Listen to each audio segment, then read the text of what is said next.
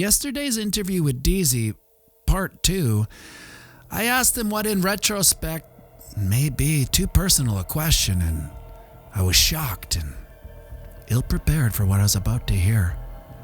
Let's take a look. In a horrible twist of bad luck and perhaps an alternate dimension, Deezy, you never heard of Bitcoin. What possibly would you be doing with your life right now?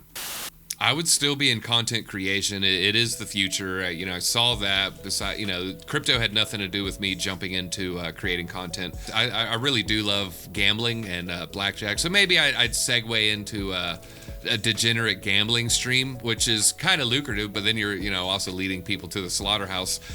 Just like, if you tell people to use 50x, 100x leverage, probably most people are going to get burnt.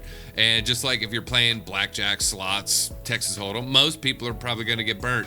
And so I'd probably be a degenerate gambler, or maybe if I would have gave that up, I'd probably be in Vegas being just a piece of crap. Deezy, the great Stoics say we must treat the body rigorously so it's not disobedient to the mind. What do you do on a daily basis that you don't want to do, but you do it to challenge yourself in order to keep your mind obedient? Well, I'm going through a wrist injury. You can maybe see a little bit of a scar tissue there. So I try to rehab my hand. I push myself to the point of pain every single day. Could I go harder? I could definitely go harder. I was sanding a wall. This hole had been there for 2 months at this point. I'm very familiar with the hole, stepped over it, and in my mind's eye, I know exactly where it's at. So I just kind of turn and do a leap of faith, if you will, and I leaped dead into the hole.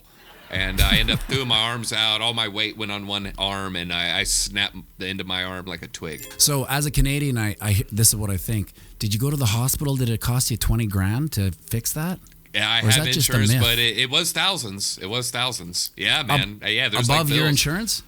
Yeah, I'm looking at a bill right now. Anesthesiologist didn't cover like $200. My insurance didn't cover $132. So good old American, It only costs you $132 at No, the that's end of just the the day? anesthesiology. Now there's also So the what's surgery. the grand total?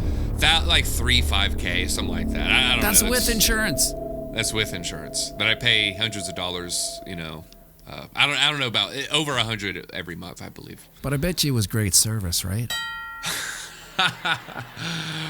No, it was okay. It was okay. I wasn't going where if an Atlanta Hawk, the famous basketball players, like if they break their arm, they're not going where I went. So no, it wasn't exactly, the red carpet treatment.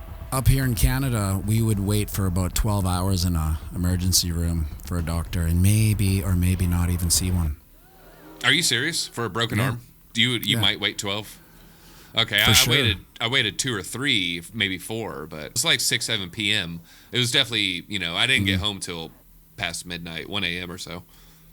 Well, we live in a 2-tiered system up here where you either know a doctor or you don't. So if you don't know a doctor, go to the waiting room for 12 hours. If you know one, dingle them up. I know Dr. Fauci, and you don't.